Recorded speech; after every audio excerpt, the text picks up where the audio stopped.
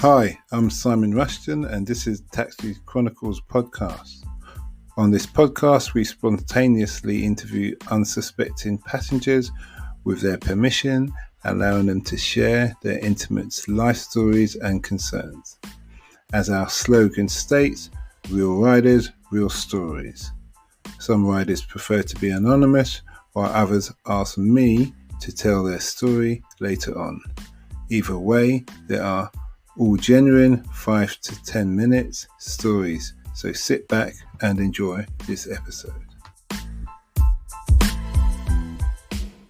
Afternoon. Yes, we're back again with another episode. Today we'll be interviewing Brandon, who's a drainage technician. He says it's not the dirty side, it's the clean side. That was his exact words, quote. And he's going to tell us about how he got into the industry, what the industry is like, what his job entails, and where he sees himself going in the future. So over to you, Brandon. Yep. Hello, my name's Brandon. I'm a drainage technician. I started when I was 17.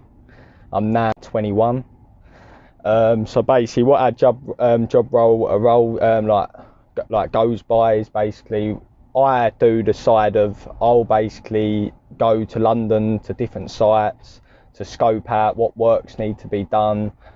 Then I'll go and I'll put a camera down just to see what defaults are in any of the lines, and then I'll forward that back to my office, and then the boys, which are the drainage engineers, then they come out, then they obviously sort the problems out and whatever needs to be done basically. But my future is I do want to be running sites in the next year and a half, something like that. But is what questions? Like, is that just on the drainage side of things, or yeah, like overall? To be honest, I wouldn't mind going into site work, not even drain. Like I know a lot about drainage, but to be honest, I'm just looking for the best thing to do. Really, I just want to succeed in life and get where I really want to be. You know what I mean? This is just a temporary. But I've been in the trade now for 4.5 years, 5 years.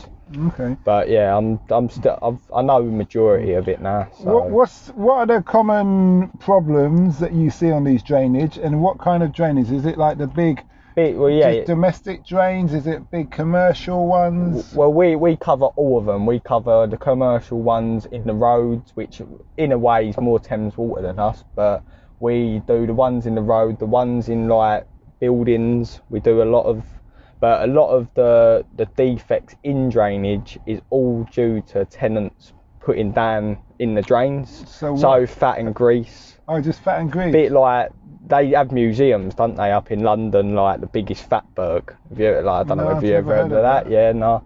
But what it is basically build up of like food waste and things like that. And basically what it does is it goes hard, solidified, and it just blocks the drains. It causes chaos. But a lot of it can be done. It's easily done. Out of curiosity, when the rats get down there, don't they eat that? Rats can eat anything. Concrete. Rats can chew through concrete. Really? Yeah, rats are probably one of the smartest things out there. But we have things that we can basically reduce rats from getting down and doing things like that. Like we've got the rat blockers. We've got, obviously, there's loads of different rat traps out there you probably know of yourself. Oh, okay. But we use, they're called rat flap. So what it is basically it sits on the line, and one flap can only go in one way. So literally once a rat comes out, it can't go back in. So, but no, rats, you can't really, especially in London, it's like quite. They get quite big, don't they? Yeah, rats. Like yeah, big, I've seen rats the size of chihuahuas. But that's what I mean. Yeah, they are everywhere up here. Do you have to go down in any drains? Oh like yeah, the big ones? yeah. I've got my confined space. So what a confined space is basically a course that allows you to hoist down below 2 metre deep drains. So it could go from 2 metres to 15 to 20 metres. So it's quite deep. But yeah, no. What that allows you to do is basically set a hoist up above the manhole. Harness strap yourself, and basically you have a top man and a bottom man. The bottom man goes in with a gas detector because there's gases down drains. Yeah, methane gas. Yeah, that can knock you out so quick you wouldn't even know it. But that is basically, we'd have a top man. I'm the one that goes in. So what I'll do is I'll hook up, he'll lower me in, I'll do the job while I'm down there, while I've got a man looking always over me to make sure obviously everything's going alright. I've got to shout up the gas readings to him, so that he has to write that down, because obviously if there's gas, you have to shout it. Yeah, surely there's a computer thing you can just tap it into that. Yeah, reads. there probably is things out there, but the ways we do it is just because to be honest, I ain't been in a hole deeper than 5 to 10 meters, so really it's shoutable. I can like shout up like that's the reading, and we have these little kits on the side of us. It's called a safety kit, and what it does is basically if they shout there's gas down there, because at first the top man has to like put a meter over the manhole, if you know what I mean. And what they do is they scope out, and if it has gas readings, they have to say like it's got gas in.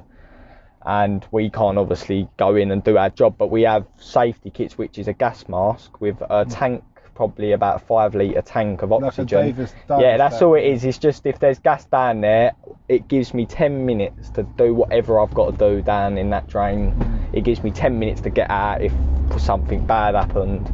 It's just really like if there is gas, I can quickly whack that on, and I've got oxygen. Oh, so you don't go down there with it on then? No, it's on your waist. And if so, say for instance I was down there, I was like surveying, my gas detector might not go off when I go in, and then all of a sudden I'll be working, and in the next 5 minutes it will start beeping, and then I'd have to quickly rip it and put my mask on, quickly do whatever, I've get my stuff, and then quickly get out as quickly as possible. The alarm goes off, and then you do your job. I'll do my bit. I basically to be honest, we've been quite lucky actually. The jobs have been done. We ain't really had a lot of them.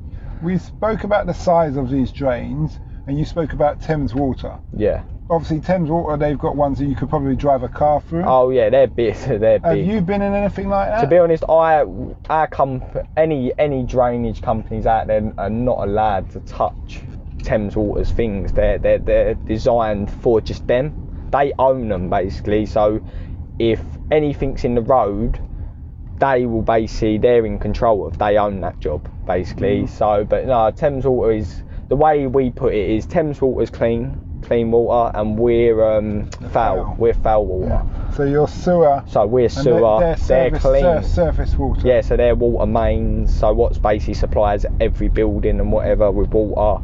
That's all to do with them. So that's why you see a lot of Thames Water on the roads digging up water mains. And but yeah, no, it's quite an exciting job to be honest. I've seen a lot. Give us a story or two. What have you seen? What have you done? I've actually found a World War II Beretta. Oh, is it? Yeah. What did you do with that? I actually sold it. I like this guy, man. No, I sold that to, don't get me wrong, I didn't sell it just to anyone on the street. I sold it to someone that collects World War II items. Oh. But okay. yeah, I found that. Did you have to report it and get it? It didn't work. The pin was gone. Like, if you ain't got a firing pin, the gun can't fire. But did the old Bill have to have a look at it? Yeah, they had to have It ain't been used in any crime or anything. Yeah, they had to have a look. They had to take the serial number, things like that. Don't get me wrong, this gun you could tell it's been down there probably for the time it's been. You know what I mean? It had all corroding on it, and but I found. I think the valuable thing, because I didn't sell that for a lot. How much you sell that for? I think like only 300 quid, but it's free to me, innit? Yeah, I would have being ex-military, I would have bought that and mounted that on my. Yeah, nice. It's cool. It is, and obviously I found diamond rings. Really? Yeah, I made £1,000 off of diamond rings from finding down like drains. So what is that? Is that what do you call it? That's women who are gonna get married and they're married and their husband's cheating. It could be anything. Obviously, we don't get involved with what goes on behind the scene of that. But I'm not being funny. That it could be stolen. They could be anything. Like that's why with the rings. Flashing it down a drain. Yeah, well, I took the rings to Hatton Garden to be checked. And Hatton Garden obviously run the checks through, and because at first I walked in, I said, "Are these stolen? Can you check if they're stolen?" And nothing come up. No one reported they were stolen, so I was allowed to keep them. So I got a little touch there. I got 500 quid each for each one. When you take it to Hatton Gardens, do you leave it with them and go away? Yeah, you leave it with them. I wouldn't do that. See, because I wouldn't trust them. No, I was thinking about that. Don't get me wrong. I'd say we check it, but we check it together. Yeah. And my eye's on all the time, 110%, so I'm not going to trust him. Yeah. No, I know what you mean. They do obviously. I did trust him, and to be honest, I know the man that owns the shop. I used to get a lot of jewellery from him, so obviously I get all my jewellery from that shop.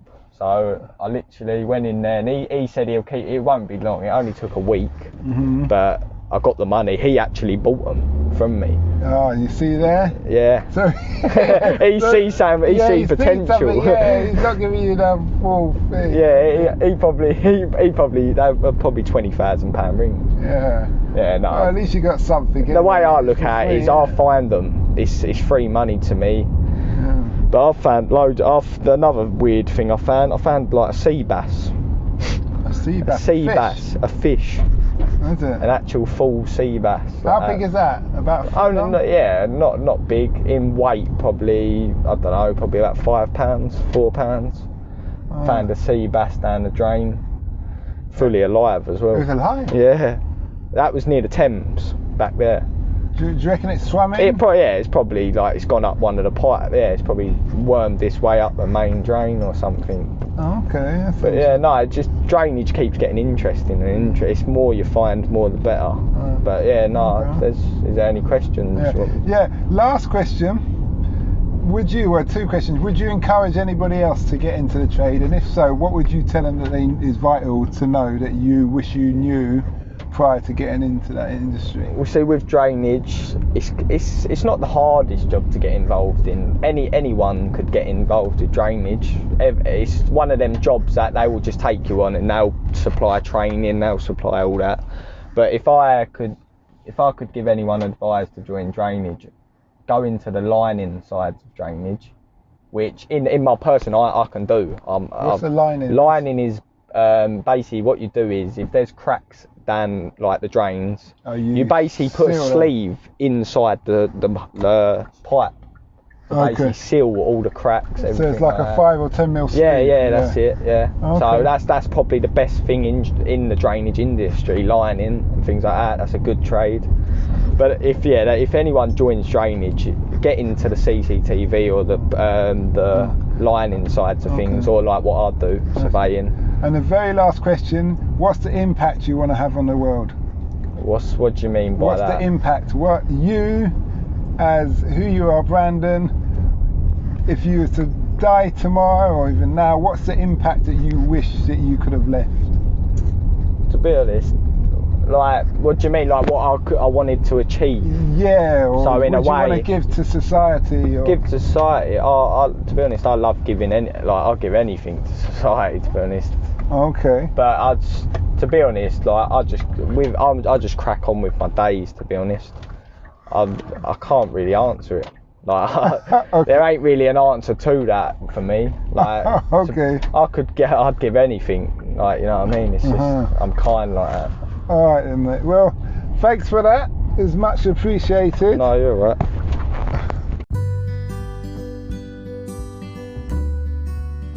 We hoped you liked that episode. Keeping in mind, we never know who we're going to interview.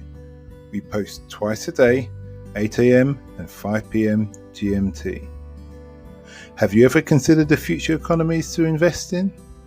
Why not listen to our sister podcast, Africa Investor Stories? Considering Africa has the fastest growing economies and population on Earth, and has done for many years, it holds 30% of the world's known natural resources. We publish twice a week, Tuesday with a guest investor, and Fridays talking about investment, politics and history, providing a clear understanding for any potential investor.